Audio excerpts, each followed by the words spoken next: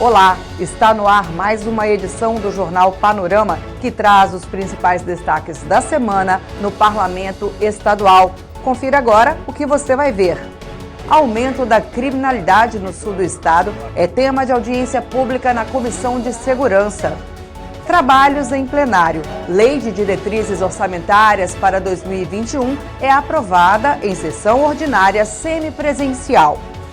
Debates sobre prevenção ao suicídio e obras de contenção de alagamentos em Vila Velha marcaram as reuniões dos colegiados da casa.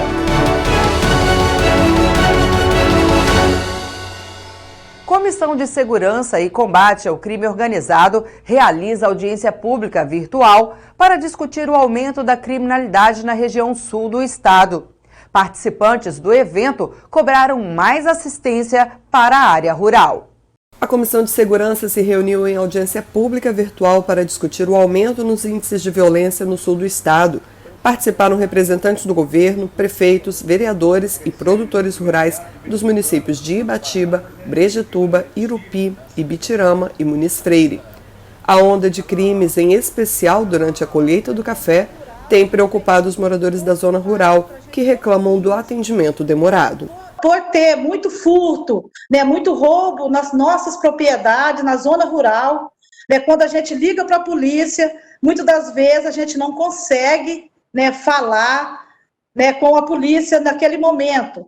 A gente também precisa muito, e muito mesmo, que haja mais patrulha da polícia rodando aqui em nosso município. O delegado dos municípios de Iuna, Irupi e Ibitirama destacou pontos positivos da região, mas também falou de alguns negativos. Eu tive a oportunidade de ficar por um ano e meio como delegado regional ali no município de Ibatiba, e sempre a integração foi muito positiva com a Polícia Militar e a Polícia Civil na nossa região. Por sermos uma área fronteiriça, contamos com apoio constante também da Polícia de Minas Gerais, em algumas operações integradas, tanto da Polícia Civil como da Polícia Militar, o que nos ajuda muito. Então, esses são os pontos positivos aqui que eu vejo nessa região do Caparaó, que é uma região muito extensa, A gente sabe que a nossa região é muito extensa, o efetivo é muito baixo, no geral é muito baixo, a gente não consegue atender com uma certa presteza todas as demandas, pelo baixo efetivo, e a grande extensão territorial.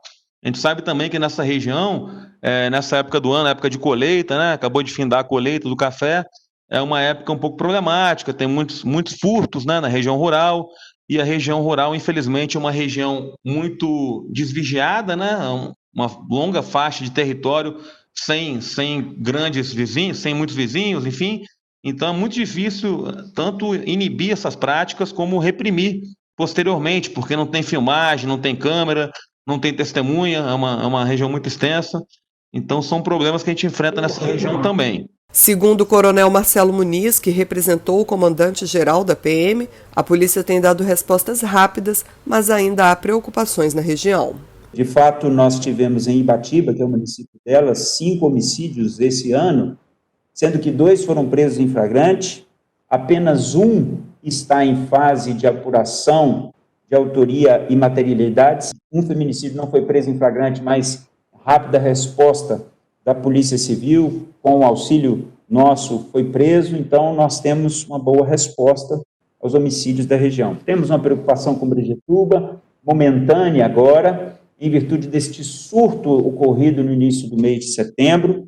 Já realizamos reuniões juntamente com o comandante da unidade e com a Prefeitura Municipal. Apresentamos o nosso planejamento com o fortalecimento do policiamento para que este surto em Brejetuba seja debelado.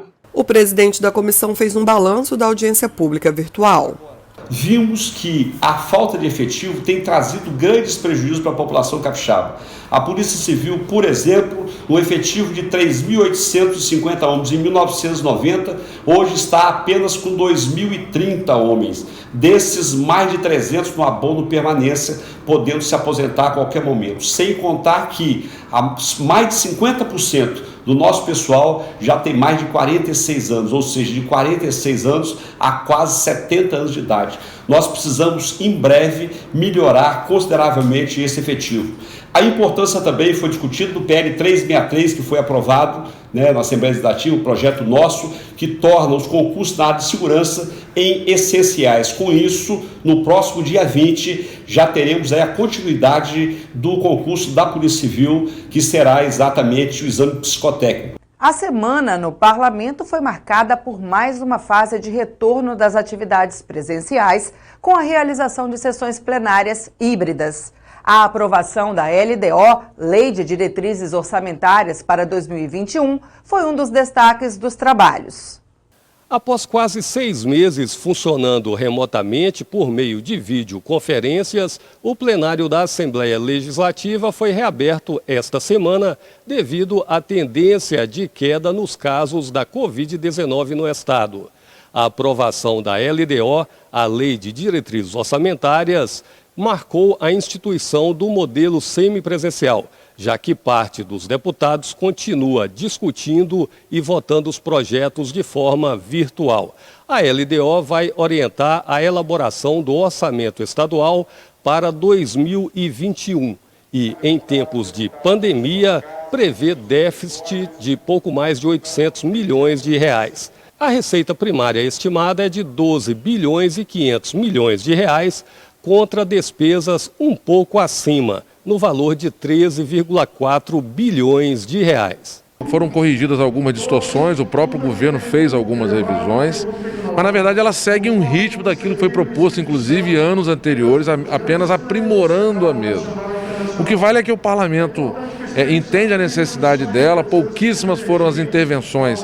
É claro que é competência do legislativo e do legislador fazer as intervenções necessárias, mas entendeu que a peça estava num caminho muito correto e aquilo que foi acrescentado foi meramente para dar mais robustez a essa LDO. Então o importante é que ela foi aprovada agora, nós temos um caminho a seguir que naturalmente estaremos votando o orçamento, que também é a maior peça que a gente vota a cada ano, um orçamento que gerava uma expectativa de uma queda na receita por conta do Covid-19, que potencializou a crise econômica, mas graças a Deus e à força da população, nós não tivemos a curva de queda da arrecadação conforme havia uma previsão. Ela teve uma queda, depois ela se estabilizou e ela está numa ascendente. É claro que há um desequilíbrio ainda muito grande na divisão de recursos no Estado brasileiro, no Espírito Santo também não é diferente, mas em relação aos demais estados da federação, esse desequilíbrio aqui no Espírito Santo é muito menor com relação aos outros estados. A sessão no modelo híbrido contou com a presença de 13 deputados no plenário. Os outros 17 que compõem o parlamento participou das discussões e da votação de forma virtual. Primeira sessão híbrida da história capixaba da Assembleia Legislativa do Espírito Santo, num tempo de adversidades, num tempo de pandemia, num tempo onde o mundo, e não diferente no Espírito Santo, foi acometido pelo novo coronavírus, e hoje nós voltamos ao trabalho com o nosso novo normal, com as devidas precauções dos nossos servidores. Importante dizer para quem está nos assistindo, todo o plenário foi modificado para que nós pudéssemos receber tanto os servidores quanto os deputados e deputadas estaduais de forma segura, todos os servidores com face shield, com máscaras, com dispenser de álcool, com aferição de temperatura na porta para todos que adentrarem ao plenário. Fizemos cabines divididas de acrílico para os deputados e deputadas estaduais, para manter o distanciamento e o isolamento e a distância previamente determinada pela Organização Mundial de Saúde, pela Secretaria de Saúde, ou seja, pelo Ministério da Saúde brasileiro, e é com alegria que a gente retoma os trabalhos.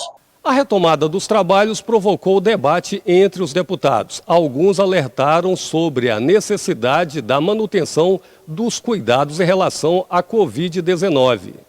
Eu tive vários episódios de broncoespasmo e eu não sei dizer se isso é em decorrência das sequelas da Covid, já que o meu pneumologista falou que a recuperação total da fibrose que é acarretada pelo quadro que eu desenvolvi, ela se dá dentre a uns 6 meses, e talvez isso tenha sido o motivo para eu ter esses episódios de broncoespasmo que me preocupou muito. Estou tentando, eu sou presidente partidária, né, nós estamos num momento eleitoral, num momento de definição de convenções, isso não é novidade e não é, e não estou aqui puxando, né, não estou fazendo política, mas esse é um momento que todos nós, parlamentares, estamos acompanhando e que o presidente dessa casa também, a sociedade também, especialmente eu que sou presidente partidária, e estou passando por essa dificuldade, mas vou estar fazendo as nossas sessões online. Na medida em que eu for sentindo segurança, eu vou retomar o meu trabalho presencial, porque é muito importante o trabalho de gabinete, eu considero ele muito importante, e meu gabinete está funcionando até o dia 30, com 50% da capacidade. Nós não podemos achar que isso significa normalidade, ou que nós estamos numa situação relativamente confortável. Como eu disse ali, tudo é muito grave ainda, tudo é muito grave. Se a gente observar os números hoje de contaminados e mortos, são muito mais altos do que quando nós paramos. Então, quer dizer, nós temos que continuar muito alerta em relação a isso, né? O que o presidente propôs, então, esse retorno de uma forma híbrida, como uma experiência também, né? Ele mesmo disse isso, que não significava que não pudesse, né, voltar atrás. Tomara que os números realmente continuem caindo, que as pessoas tenham consciência, porque a impressão que eu tenho, como eu disse ali, é que há um número significativo das pessoas acreditando numa normalidade, como se as coisas estivessem passando, então eu posso relaxar um pouco mais, eu posso tirar a máscara por mais tempo, e não é a hora da gente redobrar os cuidados, né, para ver que se realmente a gente consegue fazer esses números caírem substancialmente, e não só caírem, porque não basta ficar caindo, tem que estabilizar, tem que cair e estabilizar, né? Enquanto não tiver vacina, nós vamos ter que continuar com cuidados absolutos. Outros 2 projetos encaminhados pelo governo foram aprovados. Um deles autoriza o governo a contratar empréstimo de mais de 400 milhões de reais para investimentos na melhoria do sistema prisional. Esse projeto é muito importante porque trata do investimento na área de presídios, né? Obviamente, na área da Sejus, é um projeto que trata de mais de 82 milhões de dólares do Banco Interamericano de Desenvolvimento, né? E o governo do estado entraria com mais de 20 milhões. Isso, obviamente, seria muito importante para a segurança pública, porque nós podemos ressocializar os nossos presos e dar condições melhores para que eles possam chegar ao mercado de trabalho posteriormente. Outro projeto aprovado trata do mercado livre do gás. O deputado Bruno Lamas destacou a importância desta iniciativa.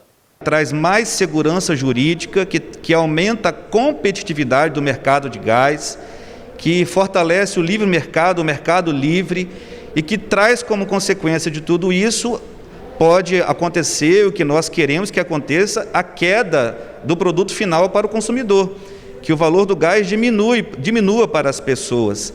Então, é uma matéria moderna, que quebra monopólios, que quebra monopólios antigos que eram estabelecidos e aumenta a competitividade. O gás, ele é fundamental no nosso dia a dia, cada vez mais presente, e a Assembleia tomou uma atitude digna, votando com velocidade, com urgência a matéria. Estes foram, portanto, os destaques da Assembleia Legislativa esta semana. Voltamos ao estúdio. Vamos agora dar um giro pelos debates dos colegiados que continuaram se reunindo nesta semana por meio de videoconferência. O Setembro Amarelo, mês de conscientização e prevenção ao suicídio, foi tema de reunião da Frente Parlamentar em Defesa da Saúde Mental. De acordo com os dados apresentados, cerca de 12 mil casos de suicídio são registrados por ano no Brasil, com aumento entre os mais jovens. Especialistas apontaram falhas na prestação do serviço público de assistência à saúde mental e alertaram sobre o possível aumento das ocorrências no período pós-pandemia. A expectativa é, de aumento mesmo das doenças psiquiátricas, depressão, ansiedade, transtorno de estresse pós-traumático, mesmo transtorno obsessivo-compulsivo, Os consultórios aí, de uma certa forma, de psiquiatria, tem aumentado aí, ou pelo menos a demanda de pacientes. Nós vivemos um caldo perfeito de isolamento social, que aumenta o estresse, aumenta os níveis de ansiedade, de depressão e uma crise econômica. Os estudos mostram que períodos de crise econômica são acompanhados de aumento do suicídio. A Comissão de Segurança ouviu representantes dos policiais civis e dos servidores do Sistema de Atendimento Socioeducativo. Os sindicalistas reivindicaram aumento de efetivo e melhorias nas condições de trabalho. Para vocês terem ideia, há 23 anos atrás, nós tínhamos aí mais de 3.800 policiais civis na ativa. A população do Espírito Santo ainda não era nem 3 milhões de habitantes. Hoje a população já ultrapassou 4 milhões de habitantes e nós temos um efetivo de 2 mil. Quer dizer, a população aumentou em mais de 25% e o efetivo da Polícia Civil reduziu em quase 50%. A Polícia Militar não se encontra mais, né, dentro do Instituto de Atendimento Socioeducativo. Quem fica hoje dentro fazendo essa segurança perimetral é o agente socioeducativo. E o Instituto tem que pensar também na questão da segurança externa também, porque hoje os agentes socioeducativos não têm o direito ao porte de arma. As propostas do governo do estado para minimizar os riscos de alagamentos em Vila Velha foram discutidas no encontro da Comissão de Saúde e Saneamento. Segundo a subsecretária de Estado de Saneamento e Programas Urbanos, Zilma Lira, o plano de macrodrenagem prevê a construção de 9 estações de bombeamento distribuídas em diferentes pontos do município, entre outras obras de contenção. Estão previstos investimentos na ordem de 470 milhões de reais. Para cada canal que sai na Baía de Vitória, nós temos essas estações de bombeamento.